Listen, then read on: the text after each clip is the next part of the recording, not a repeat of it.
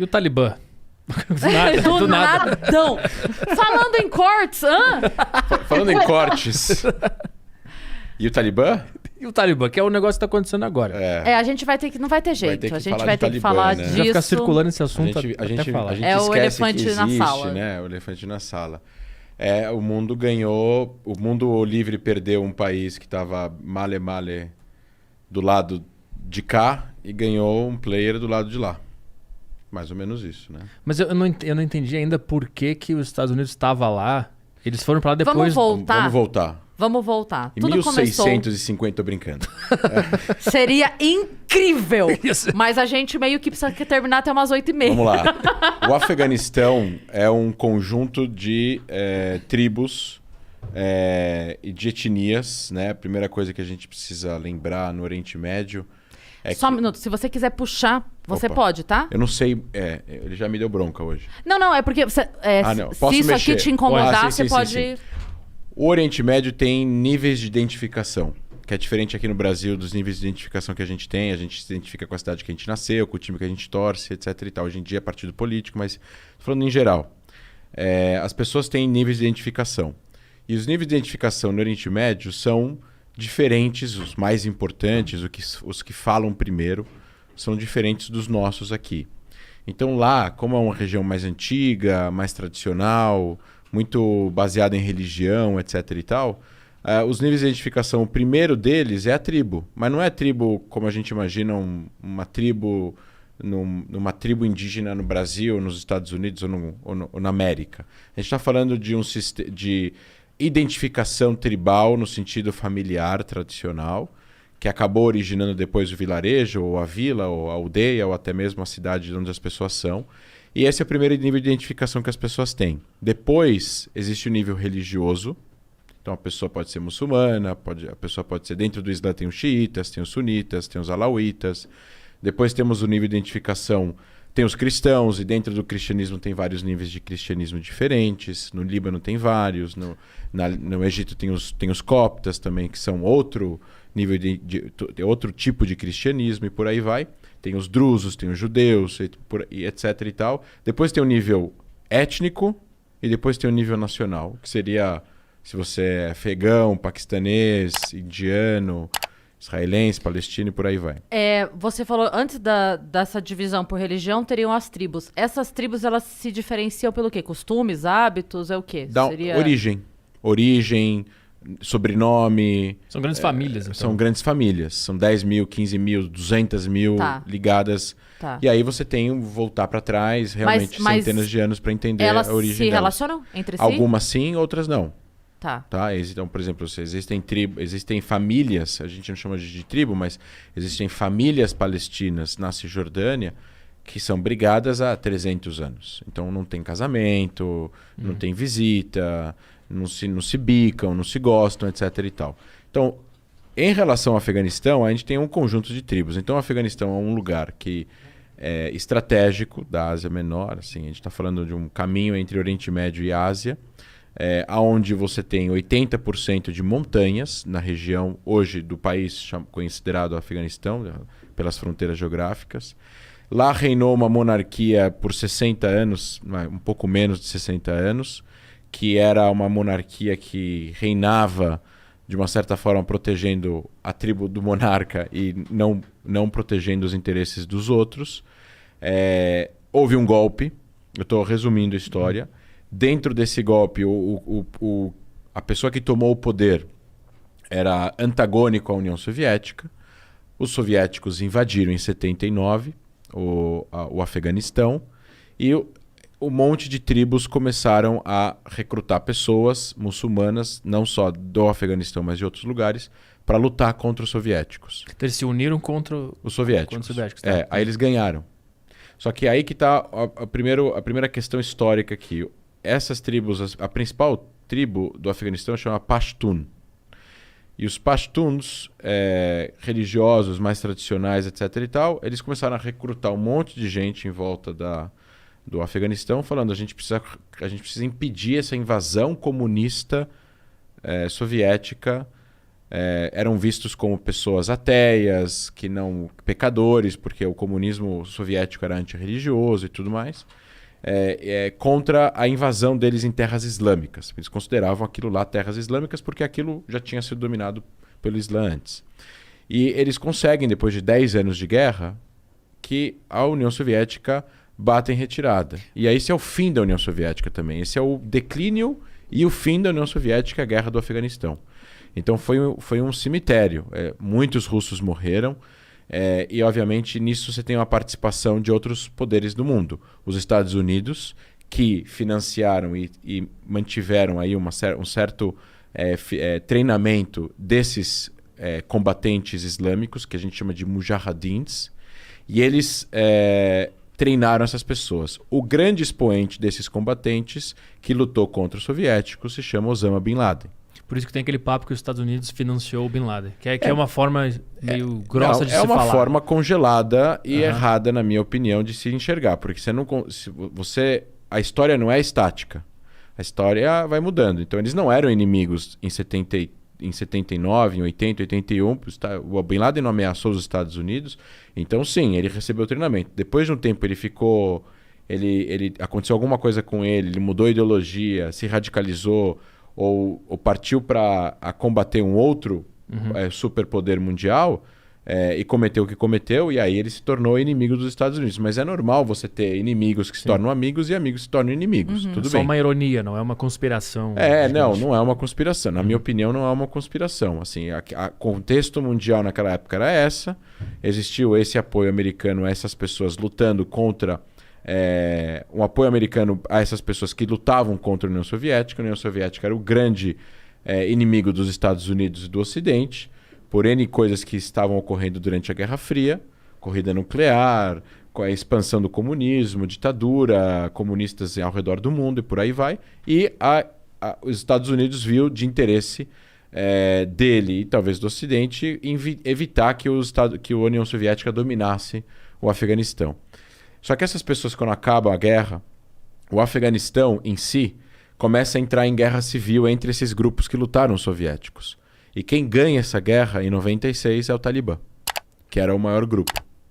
E aí o Talibã vai implementar Cada lado tinha uma defesa muito clara, assim? Tipo, esses grupos todos estavam divididos em dois lados? Não, esses grupos eram grupos de milícias armadas que lutavam contra os soviéticos e cada um tinha um nome diferente que era pertencente de alguma tribo específica e tinha uma visão específica do Islã. E o que surgiu vitorioso dessa guerra civil, quando acaba a guerra, estou falando 7 anos depois que acaba a guerra do Afeganistão com os soviéticos, o Talibã é o grupo que sai hegemônico dessa guerra civil por poder. E ele implementa aí o que eles chamavam de Emirados Islâmicos do Afeganistão e comandaram o país durante esses 5 anos, de 96 a 2001. E durante esses 5 anos eles mantiveram a Al-Qaeda operacional dentro do Afeganistão. A Al-Qaeda gozava aí de livre trânsito, treinamento, ajuda governamental. A Al-Qaeda foi fundada em 98 no Sudão, mas os campos de treinamento e toda a questão de logística acontecia dentro do Afeganistão. O Bin Laden estava no Afeganistão escondido quando aconteceu o 11 de setembro, e de lá que ele comandou os atentados. Então, tudo isso aconteceu de lá, sob proteção do Talibã. Então, até o Bin Laden não fazer o que fez com a Al-Qaeda, os Estados Unidos invadiram o Afeganistão e tiraram o Talibã, porque existem, assim como o Talibã, estou falando entre 96 até 11 de setembro, existem vários regimes no mundo que são problemáticos e não por isso os países ocidentais vão e acabam com o regime, apesar de... Por si só, né? Não por si só. Agora, o regime protegeu um grupo que cometeu um atentado terrorista que matou 3 mil pessoas em um dia só nos Estados Unidos e pela Constituição americana, um ataque em solo americano é uma declaração de guerra e aí gera uma série de protocolos que o presidente até não tem nem como evitar não responder militarmente, né? Ele é obrigado a, né? Ele pode não, mas provavelmente ele poderia ser sofrer um impeachment por isso, né? Se ele não respondesse. Então, aí os Estados Unidos vão invadir o Afeganistão, vão acabar com o domínio do Talibã sobre o território e, obviamente, vão perseguir os membros da Al-Qaeda e vão ir atrás do Bin Laden. E esse processo demora 10 anos. Então, 2001 a 2011. Em 2011, termina aí essa história com a morte de Bin Laden no Paquistão, que estava escondido no Paquistão, do lado de uma base militar paquistanesa. Tem até aí toda a teoria de conspiração de que o Paquistão ele joga a todos os lados, ele conversa com os Estados Unidos, conversa com o Al-Qaeda, conversa com o Talibã, protege o pessoal do Talibã, ajuda aqui, conversa com a CIA. Então, você não sabe muito bem que lado o Paquistão está nessa história. E aí, obviamente, os Estados Unidos começam a entender que a presença deles no Afeganistão ela não é eterna, e que o Afeganistão precisa criar mecanismos e governo e instituições e um mecanismo e processos para poder constituir um país no jeito que nós conhecemos aqui. Então, assim, os países naquela região são países muito patronais, feudais, existem poucas instituições, as pessoas que trabalham nas instituições são pessoas muito arcaicas, você não tem grandes participações políticas, não tem nenhuma cultura democrática, não tem um judiciário independente, não tem livre imprensa. Mas eles tentaram trazer algum tipo de players para a mesa, os Estados Unidos, para fazer com que existisse um governo afegão comandado por afegãos. E foi isso que aconteceu. Houve eleições, uma pessoa foi eleita, existia um parlamento, existia uma bolsa de valores que negociava alguma coisa que o Afeganistão produz, seja minério, etc. e tal. E esse governo precisava constituir uma força militar para poder proteger a soberania do país, uma vez que os Estados Unidos um dia iriam começar a retirar essas tropas gradualmente do Afeganistão até um dia que eles fossem embora. E no meio desse caminho existe uma decisão política americana. Essa decisão a gente quer continuar no território, né? Os Estados Unidos vão querer continuar no território porque eles vão somente combater o terrorismo e fazer contra-insurgência dentro do Afeganistão e fora do Afeganistão, desses grupos, ou eles estão lá para fazer nation building, o que a gente chama de construção de nação, construção de Estado, ficar 50 anos, 70 anos para ajudar o país a se constituir. Desenvolver o país. Então, como não havia muita cultura nacional no Afeganistão, e quando eu falo união nacional, a gente está falando de cultura nacional, identidade nacional, as pessoas se importarem umas com as outras, mesmo que elas não se conhecem, porque elas falam a mesma língua, ou porque elas são da mesma religião, ou porque elas são todas afegãs. Essa identificação com a bandeira, que é o que nós sentimos quando o Brasil joga a Copa do Mundo contra a Argentina, que é essa coisa forte, eles têm menos. Talvez eles tenham, quando joga o Afeganistão, eventualmente jogando a Copa do Mundo. Mas isso é uma coisa muito escassa. Eles identificam mais com a tribo. Exato. E aí, quando você tem uma dificuldade nacional, quando a união ela é fraca e você tem um grupo muito forte que é muito influente, domina muito as ideias das pessoas e até mesmo por coesão ou por ameaça, acaba conquistando território, assim, o Talibã nunca foi destruído. Então aí as pessoas perguntam, mas esses 20 anos que os Estados Unidos ficaram lá, eles não tiveram a oportunidade de destruir o Talibã? O Talibã estava escondido nas montanhas do Afeganistão, nas cavernas dessas montanhas, nas vilarejos inacessíveis do Afeganistão, que você tem como chegar apenas com um guia e com um 4x4 e olhe lá, às vezes a pé. Porque é 80% montanhoso. Não tem infraestrutura, não tem estrada, etc. e tal. Então, mesmo que os Estados Unidos quisessem, eles teriam que investir em infraestrutura, levar pessoas de helicóptero, soldados a pé. Iam morrer milhares de pessoas para eles simplesmente colocarem como objetivo destruir o Talibã. Eles teriam que ocupar o país inteiro, assim, propriamente dito. Quando existem forças militares em outro país, eles não estão ocupando todas as fronteiras, ou todos os postos de controle, ou todas as bases militares. Eles estão dentro da capital, eles estão conversando com o serviço secreto do país, eles estão conversando com o exército, mas existe lá uma força X de pessoas. Existe um cálculo que tenta entender quantas pessoas tem? De quantas pessoas a gente está falando que estavam escondidas ou qualquer coisa assim? 60 mil. 60 mil combatentes armados. Que estavam escondidos. Não, a força talibã é em torno de 60 mil. São 60 mil combatentes, é bastante gente. São pessoas que estão dispostas a morrer na luta, que é bem diferente de uma guerra assimétrica onde o outro lado não está disposto a morrer. Isso é algo que torna o Talibã uma força relevante no Afeganistão. E aí vai de interesses dos Estados Unidos de continuar lá lutando uma guerra contra o Afeganistão. Então, em 2020... Só mais uma pergunta. Qual é a voz principal hoje? Quem é que dá a ordem hoje? O líder do Talibã, que chama Gadi, alguma coisa assim. Existem alguns líderes do Talibã, existem líderes espirituais, mas é o principal, que hoje em dia que é o secretário-geral do Talibã, que eu acho que é Abu Gadi, uma coisa assim. Tá. Esse cara, esse grupo, estava já controlando 60%, 70% do Afeganistão. Há meses atrás já tinha sido divulgado que 70% do Afeganistão estava já sob controle do Talibã. E aí, os Estados Unidos, a partir de março, abril do ano passado, ainda com Trump, eles decidem fazer um acordo com o Talibã. Eles falam assim, olha, a gente vai sair do Afeganistão e, em troca, vocês vão se comprometer que vocês não vão abrigar nenhum grupo terrorista no país e que esse grupo não vai poder... E, obviamente, eles não vão planejar nenhum ataque contra os Estados Unidos e nem interesses dos Estados Unidos na região. E o Talibã fala, tá bom, a gente concorda com esse acordo, eles assinam um acordo secreto, mediado pelo serviço secreto, e os Estados Unidos começam a planejar essa saída do Afeganistão. O Trump via a saída do Afeganistão porque o Trump, com uma visão hipernacionalista americana, ele via que não era de interesse nacional dos Estados Unidos gastar dinheiro e que morram homens americanos numa guerra que já não faz mais sentido.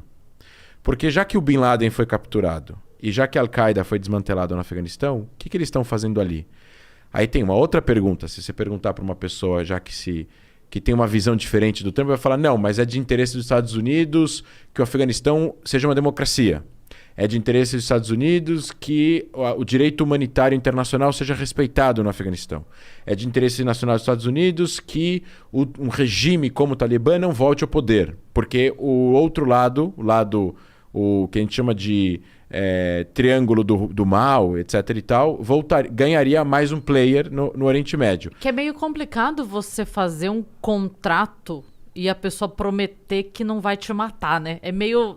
Não é meio estranho isso? É tipo assim, estranho. você é do mal, você é uma pessoa má. Aí eu falo, tá, vamos assinar aqui que você não vai... Então, mas é que... Aí eu confio É que nas relações trato. internacionais, por isso que critico muito a forma como ele escreveu, como foi escrito. Não é ele, né? São os assessores, são os generais, é o exército. E, assim, humildemente, assim, as pessoas que trabalham no Pentágono sabem o que fazem, talvez a gente não tenha todas as informações. Mas, assim, analisando o que a gente tem disponível de informação, a forma como foi feito esse arrangement com o Talibã fortalecia o Talibã. Ele cumpria os interesses nacionais dos Estados Unidos, mas ele fortalecia o Talibã. Então isso é uma incoerência, né? Porque é um conflito de equilíbrio.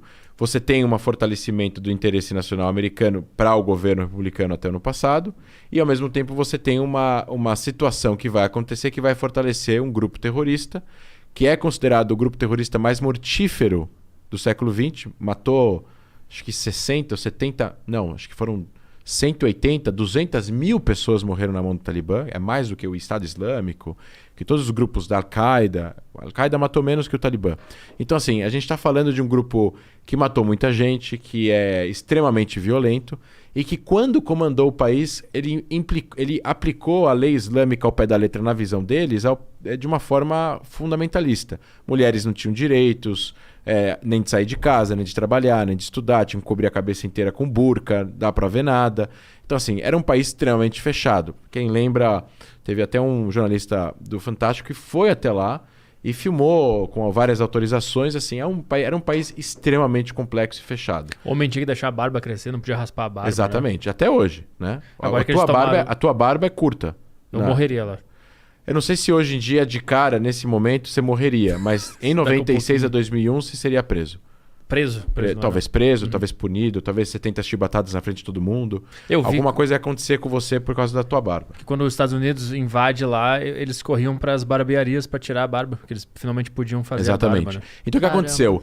Só para terminar essa parte da primeira pergunta, os Estados Unidos decidem sair e o Talibã já está fazendo a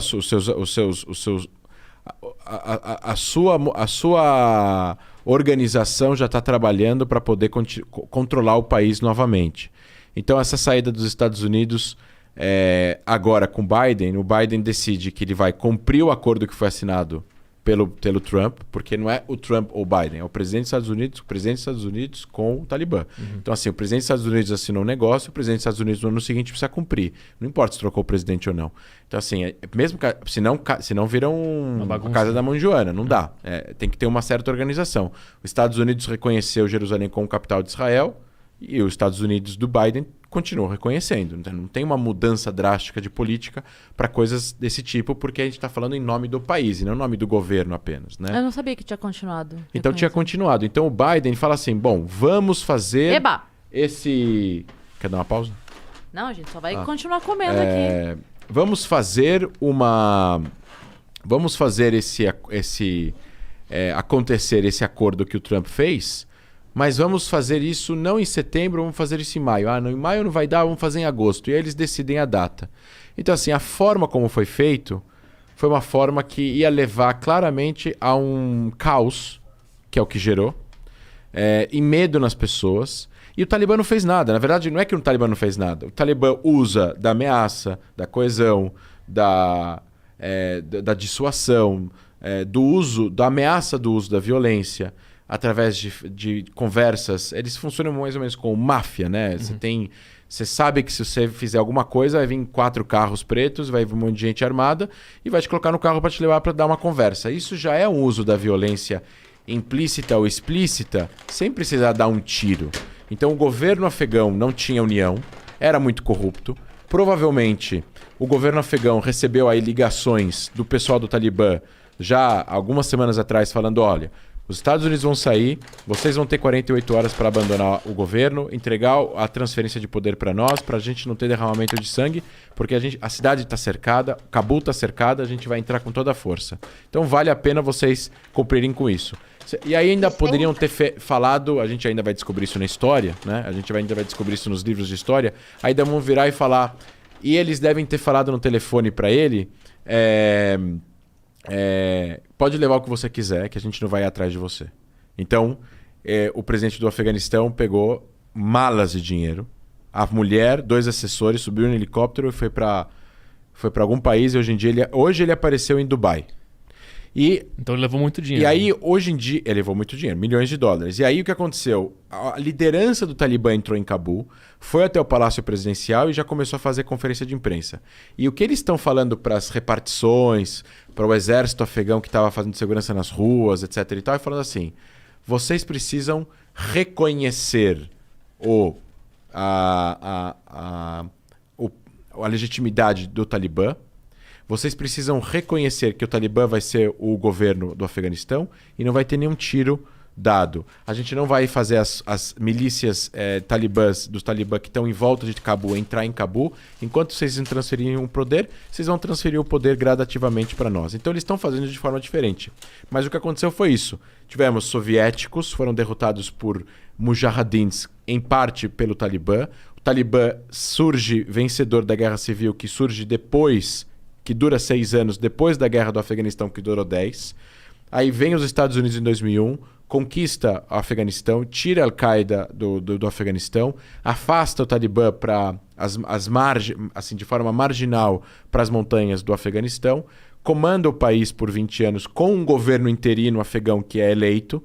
O país volta a funcionar de forma um pouco normal, trânsito, lojas, cabeleireiros, lojas de maquiagem, mulheres podem estudar, podem tirar o véu, podem andar, os estrangeiros podem andar sem véu na rua, tem hotel, tem bebida alcoólica. Assim, não estou falando que tem uma mega balada em Cabul, né? Não tem uma rave, mas você tem uma vida normal para aquele país, perto do que ele já tinha vivido na década de 50 e de 60, que era meio livre também. Mulheres de mini saia, não era obrigado a usar véu e tudo mais. No momento que existe a saída dos Estados Unidos... Existe a possibilidade, não a obrigatoriedade. Exato. No momento que os Estados Unidos sai, você já tem imagens dos outdoors sendo pintados, mulheres já não podem mais sair sem véu. A jornalista da CNN estava lá falando, ela é colocada de lado, é obrigada a colocar uma burca para falar, com o rosto aparecendo. E aí tem as declarações atuais da liderança do Talibã. A gente vai permitir as mulheres fazerem tudo o que elas quiserem dentro das regras do Islã. E o problema é o que isso significa, o que é dentro das regras do Islã. Para eles, né?